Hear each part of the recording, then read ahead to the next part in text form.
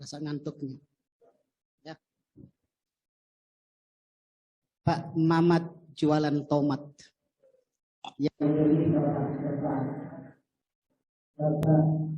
Yang terhormat, yuk jawab salam saya dengan semangat. Assalamualaikum warahmatullahi wabarakatuh.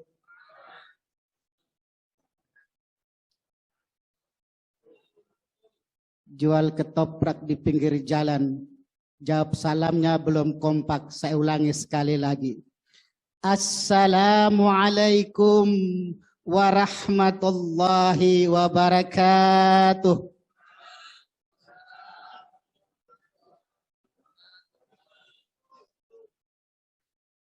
Alhamdulillah.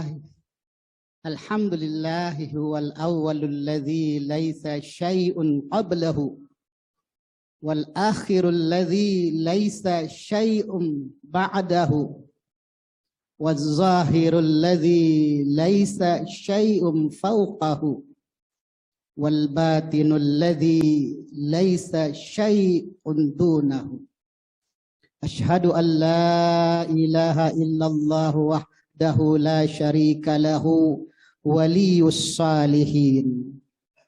Wa asyhadu anna sayyidana wa nabiyyana Muhammadan abduhu wa rasuluhu imamul anbiya'i wal mursalin wa afdalu khalqillahi ajma'in. Salawatullahi wa salamuhu alaihi wa alihi wa sahbihi wa tabi'ina lahum bi ihsanin ila yaumiddin. Allahumma salli wa sallim wa barik ala Sayyidina Muhammadin nuriz zati wa sirri sari fi jami'il asma'i wa sifati fi kulli lamhatin wa nafasin bi'adadi kulli ma'lumin lak. Amma faqad qala Allah ta'ala fil Qur'anil Karim wa huwa asdaqul qailin. A'udzu billahi minasy syaithanir rajim. Bismillahirrahmanirrahim. Ud'u ila sabili rabbika bil hikmati wal mau'izatil hasanati wajadilhum billati hiya ahsan. Inna rabbaka huwa a'lamu biman dhalla an sabilihi wa huwa a'lamu bil muhtadin. Wa qala nabiyyu sallallahu alaihi wasallam balligh anni walau ayah. Sadaqallahul azim wa sadaqa rasuluhun nabiyul karim wa nahnu ala dzalika minasy-syakirin walhamdulillahi rabbil alamin. Segala puji bagi Allah, zat yang bersifat qadim, maha awal tiada berpermulaan, maha akhir tiada berkesudahan, maha zahir tiada berkenyataan, dan maha batin tiada berketetapan. Zat yang memiliki kebesaran dan kemuliaan, dan ingatlah bahwa kebesaran dan kemuliaan itu akan diberikan kepada hamba-hambanya yang bertakwa dan berhati mulia. Dan sebaliknya kebesaran dan kemuliaan itu akan dicabut dari hamba-hambanya yang ingkar terhadap janjinya. Salawat bertaburkan salam terus menerus, jangan berhenti. Kita sanjungkan kerebaan penghulu kita, kekasih Allah Muhammad sallallahu alaihi wasallam. Mudah-mudahan yang hadir pada kesempatan ini maupun yang tidak hadir tapi mengikutinya, insya Allah akan mendapatkan syafaatul udma baginda Rasulullah sallallahu alaihi wasallam di yaumul qiyamah nanti. Amin ya rabbal alamin. Hadratul muhtaramun yang sama-sama kita muliakan, para alimul ulama, para asatiz, para sesepuh, tokoh di wilayah ini, wabil khusus pimpinan Pondok Pesantren Asy-Syifa Al Falahiyah, Bapak Kiai Haji Syekhul Zaman LC, dan pengurus yang lainnya. Al-Mukarram wal Muhtaram Bapak Kiai Haji Arif Fakhruddin yang juga sebagai pembina Wasati dan wakil Sekjen MUI Pusat. Walaupun tidak hadir tapi beliau memang pasti mantau kegiatan ini. Salam hormat dan takzim kita semua kepada beliau. Mudah-mudahan beliau senantiasa dalam walafiat.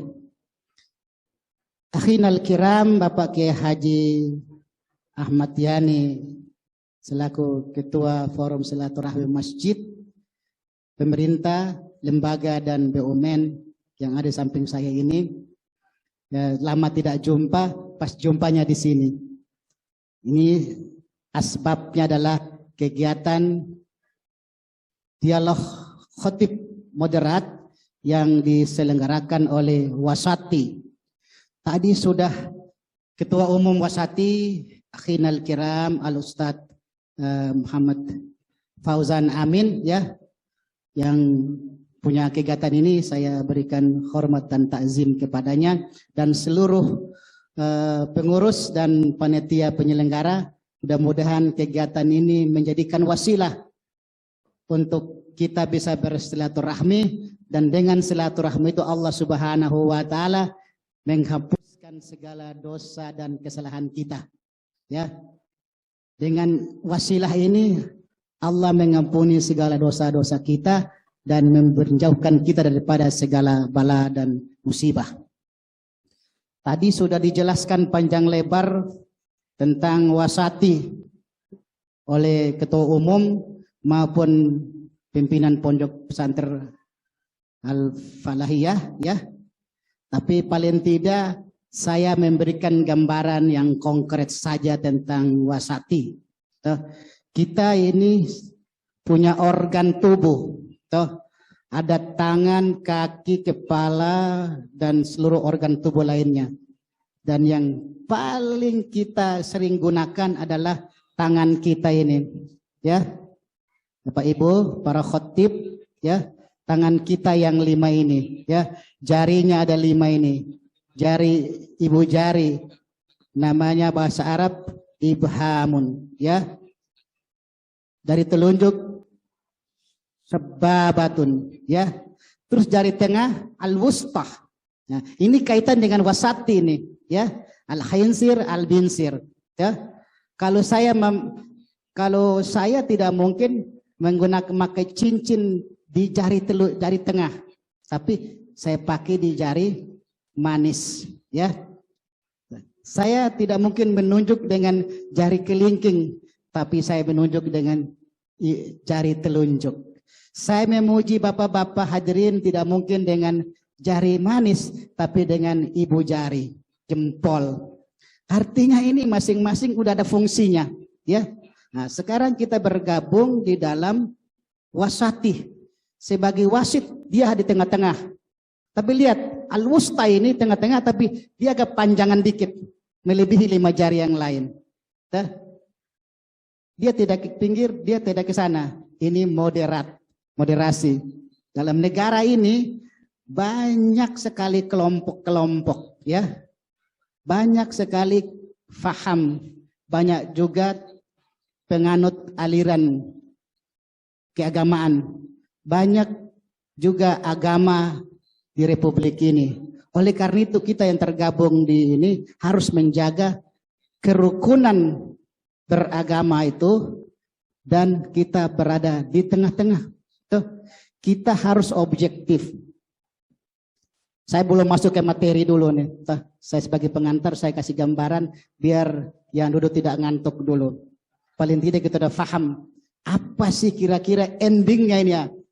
Wasati punya program ini, untuk menghantarkan kita merubah mindset, pola pikir kita sebagai khotib moderat, khotib yang berdiri di tengah-tengah. Itu satu.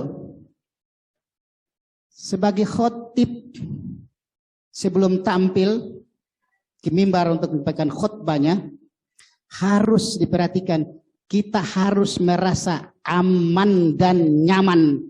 Ya, kalau tidak rasa aman dan nyaman, jangan dulu tampil untuk menjadi khotib. Ingat itu, kita harus aman dan nyaman. Nyaman lahir maupun batin, ya, harus aman dulu. Artinya kita menyampaikan tablik khutbah, menyampaikan pesan-pesan moral, menyampaikan nasihat-nasihat agama, menyampaikan fatwa kepada umat, itu harus kita rasa bahwa kita ini aman, tidak ada gangguan, dan kita harus memberikan rasa aman dan nyaman kepada jamaah. Ingat itu, harus memberikan rasa aman dan nyaman kepada jamaah kita. Jangan sampai kita datang keluar dari turunan mimbar, ada jamaah yang tidak merasa nyaman. Kenapa? Isi khutbah kita itu agak sedikit menyayat hatinya, menyinggung perasaannya. Dia langsung ngomong kepada DKM-nya, Pak, besok jangan lagi undang tuh Kiai Dano, nggak usah. Tuh, ngomongnya kayak gitu. Nah, kita jangan seperti itu. Tuh, kita harus membaca medan di mana kita berada nih. Kalau di bumi kita berpijak, maka di situ langit kita harus junjung. Kita berada di mana ini? Republik Indonesia yang kita cintai, dan di sini beragam suku, agama dan golongan. Maka kita harus berada betul-betul di tengah. Ya, ini harus juga. Jadi kita memberikan rasanya maaf maupun lingkungan sekitar. Ya, ibarat khotib ini kalau kita jalan, kita lihat nih. Di sini ada, samping sini semua tanamannya kok subur. Di sini tanah ini kok enggak subur. Kenapa nih tidak subur? Ada apa tidak subur? Kalau kita jadi khatib yang baik, orang yang baik, coba kita anjurkan, ayo kita berikan pupuk di tanah itu agar tanah itu jadi subur, dan kita tanamkan benih-benih, bibit-bibit yang bagus agar dia tumbuh menghasilkan sesuatu yang bagus. Jangan sampai lingkungan sini sudah subur tanamannya, padinya begitu menghijau, kita sebarkan racun atau hama sehingga merusak tanaman itu, akhirnya merugikan yang punya sawah, lingkungan sekitar. Kira-kira itu gambaran konkretnya. Kita melihat ada percikan-percikan api. Sebagai khotib atau sebagai orang yang baik, kita akan mengambil air dan kita memadamkan, menyiramnya sehingga percikan itu tidak besar. Jangan sebaliknya, kita melihat ada percikan api, kita ambil bensin dan kita siram ke situ, maka akan menjadi besar apinya dan terbakarlah lingkungan sekitar. Itu yang menjadi pegangan kita sebagai khotib wasatiyah, yang betul-betul dia di tengah. Jadi menyampaikan suatu dakwah itu dengan kesejukan, mengajak umat ke jalan yang baik itu, ud'u ila sabili rabbika bil hikmah. Serulah ke jalan Tuhanmu dengan penuh hikmah, wal mau'izatil hasanah, dengan cara-cara yang baik. Wajadilhum billati ahsan, dan berdebat pun dengan cara-cara ini ajaran Islam. Kita sampaikan pesan-pesan moral, hadis, dalil, karena tugas kita balighu ani walau ayah, sampaikan daripada aku walaupun sepotong ayat. Maka tujuan daripada penyampaian kita itu harus mad'u kita. Para jamaah kita harus faham. Setelah dia faham, dia pulang, dia menyampaikan lagi ke keluarganya, tetangganya, lingkungan sekitar tentang apa itu pentingnya balighu anni walau ayah. Ini penting, ya. Ini tugas kita sebagai khatib. Saya dikasih tugas menyampaikan dengan tema tadi, apa, ikhtiar menjaga kesehatan. Vaksin adalah solusinya, dan juga ini untuk maslahat bagi umat. Kalau tidak salah temanya segitu, saya tidak. Sebenarnya yang menyampaikan ini pas tuh dokter, ya, yang dia tahu bagaimana vaksin itu. Ini harus betul yang profesional, dia menjelaskan vaksin dari cara buatnya semua. Tapi tidaklah apa. Saya terima kasih, walaupun saya tidak menguasai itu bagaimana vaksin itu dari cara buatnya sampai selesai digunakan. Saya tidak, karena saya bukan dokter atau ahli di bidang kesehatan. Tapi paling tidak khotib harus tahu, toh wabah COVID-19 ini adalah menjadi ancaman bagi kesehatan kita. Ingat, menjadi ancaman bagi kesehatan. Maka untuk mencegah penularan wabah itu, ikhtiar kita adalah, ikhtiar pemerintah adalah melakukan vaksinasi terhadap rakyatnya.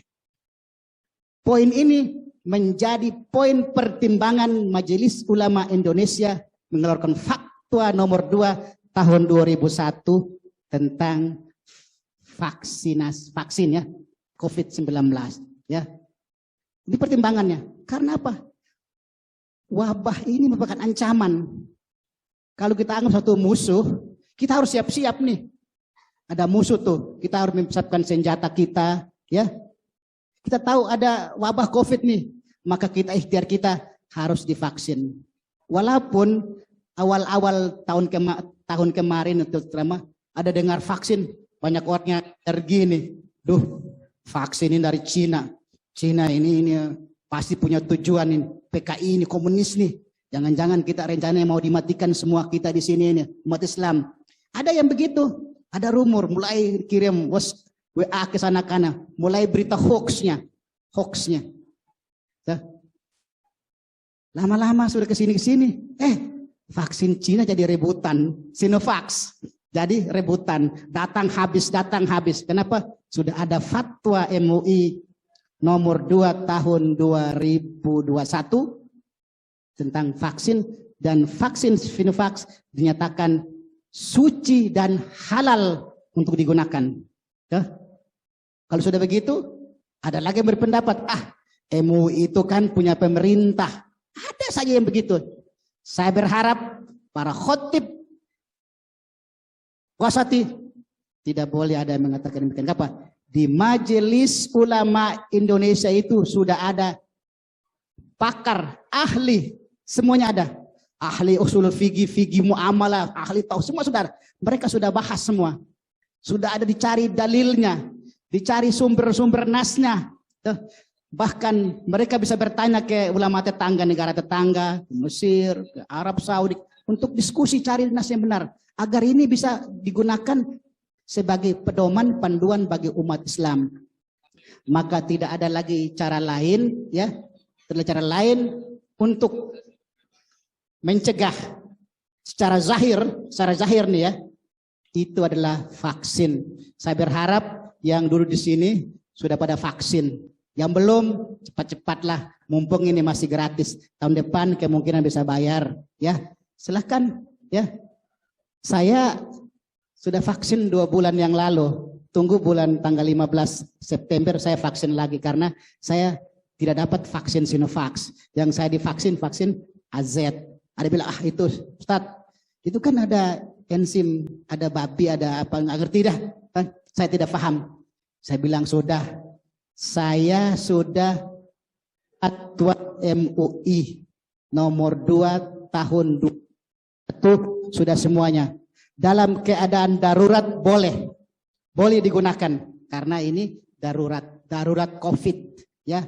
Daripada tidak menggunakan, ya sia-sia kita. Terserang, kita tidak ada kekebalan tubuh. Menjaga imun tubuh kita salah satunya adalah menjadikan vaksin ini sebagai benteng pertahanan. Oh, ada juga tuh yang sudah vaksin tapi dia masih kena COVID juga. Lain ceritanya, ya judulnya berbeda. Para khotib harus bisa memberikan edukasi, pencerahan kepada umat. Ada bilang, nggak usah divaksin. Tak ada itu corona, COVID nggak ada. Bohong itu. Ada yang begitu. Mungkin Bapak-Bapak dengar juga, nggak ada itu. Nggak ada corona. Jangan takut sama corona. Ada yang begitu menyampaikan. Oke, takut sama Allah, tidak takut sama Quran. Benar memang perkataannya, tapi belum titik. Ya, harus nyambung kalimatnya. Ya, benar kita semua takut sama Allah, tidak takut sama COVID-19 atau corona, tetapi Allah berikan kita mata, telinga, otak, hati, semua berpikir. Kita sudah tahu nih, itu jelas-jelas ada banyak yang dipanggil wafat karena COVID. Bukan saja orang-orang kecil, orang-orang gede juga. Orang kaya juga banyak yang meninggal karena COVID. Orang miskin juga ada yang meninggal karena COVID. Semua agama, semua suku, hampir semua kena COVID. Seluruh negara mengalami hal ini. Oh, masih ada juga yang belum percaya. Berarti dia tidak menggunakan matanya untuk melihat, tidak mendengarkan telinganya untuk mendengar, tidak menggunakan pikirannya untuk berpikir, afala ta'qilun. Dia tidak menggunakan hatinya untuk bisa memilih dan memilah mana berita yang benar, mana berita yang hoax. Ya, oleh karena itu seperti tips saya tekankan, kita harus memberikan edukasi kepada umat yang benar. Kita di tengah-tengah, selama pemerintah menganjurkan yang baik, ya kita dukung, ya. Selama itu maslahatnya bagi umat. Dan saya hakul yakin pemerintah belum mengambil satu kebijakan, dia pasti bertanya kepada semua para ahli, para pakar dari semua bidang, termasuk Majelis Ulama Indonesia. Ya, benar. Kita sudah, oh jangan percaya itu mah. COVID nggak ada, nggak usah divaksin. Itu nanti 1 tahun lagi itu yang vaksin meninggal semua. Ada yang begitu hoax. Saya baca di WA grup pada banyak yang begitu. Jangan, kita cegat, benar. Tapi Allah kasih kita mata penglihatan kita. Kita lihat tuh di dalam sana tuh ada harimau yang lapar. Jelas nih, dia belum dikasih makan. Coba masukin tangannya ke sana, pasti digigit sama harimau tuh. Disergap sama harimau. Sama kita tahu. Situ jalur merah nih, ini keluarga ini semua kena COVID nih, harus diisolasi. Kamu datang ke sana, coba kamu tidur sampai di sampingnya, besok kamu pasti terjangkit COVID-19. Jadi ini harus dipakai akal. Kita lagi duduk di belakang sini, tembok ini miring nih. Tapi saya bilang nggak apa-apa, temboknya belum jatuh, Allah belum. Saya takut sama Allah, nggak sama tembok ini. Tiba-tiba tembok saya ketimpa tembok ini, berarti saya yang salah. Saya tidak ikhtiar, saya harus geser ke depan sana biar tembok ini kalau roboh tidak mengenai saya. Kira-kira begitu ya gambaran-gambaran konkretnya. Dan itu vaksin itu adalah pencegahan, sesuatu yang cara untuk mencegah lebih baik daripada mengobati. Kaidah fikihnya mencegah lebih baik daripada mengobati. Ya, saya kira itu yang menjadikan kita stressing kita pada siang hari ini, karena saya dikasih materi tentang menjaga kesehatan dengan cara tadi vaksin sebagai salah satu yang kita gunakan untuk maslahat bagi diri kita dan di lingkungan kita dan bagi negara. Vaksin untuk kekebalan tubuh, yang swab antigen, PCR untuk menjaga orang lain jangan sampai tertular. Saya sudah divaksin, cukup. Saya nggak perlu lagi swab antigen, beda. Judulnya beda, vaksin dengan swab antigen beda. Vaksin untuk kekebalan tubuh kita, menjaga imun tubuh kita. Sedangkan swab antigen, PCR buat menjaga orang lain jangan sampai tertular. Hidung saya ini sudah sering ditusuk. Saya ke Kalimantan ditusuk, pulang Kalimantan ditusuk, Surabaya ditusuk, dari Surabaya ditusuk, saya ke Ambon ditusuk, sudah sakit. Tuh, bahkan saya pejar. Kerongkongan saya juga ditusuk juga, diperiksa. Apakah terinfeksi atau terpapar COVID? Tidak. Alhamdulillah tidak. Ya, saya kira ini, saya berharap di antara kita semua ini supaya mendukung program pemerintah tentang vaksinasi. Ya, saya tidak bicara lagi, ini waktunya sudah cukup kali. Cukup ya waktunya. Cukup ya, karena sudah waktu yang cukup, saya tidak lanjut. Sebenarnya saya mau sampaikan lagi bagaimana tentang kita menjaga dari sisi tadi zahirnya, dari sisi zahirnya, batinnya saya tidak sampaikan lagi karena dibatasi waktunya. Sebenarnya ada waktu, saya sampaikan bagaimana cegahan dari sisi rohania atau batinia. Tapi karena mengingat waktu, maka saya cukupkan sekian ya. Yang baik datangnya daripada Allah, yang kurang, yang salah, yang keliru daripada saya pribadi saya sebagai hamba Allah yang dhaif. Saya akhiri dengan sebuah pantun, beli ikan asin di Mang Akin, belinya sama Pak Mamat. Bapak Ibu, silakan praktekkan ilmu-ilmu yang sudah didapat di sini. Akhirul kalam, wabillahi taufiq wal hidayah, waridah wal inayah. Wassalamualaikum warahmatullahi wabarakatuh. Waalaikumsalam warahmatullahi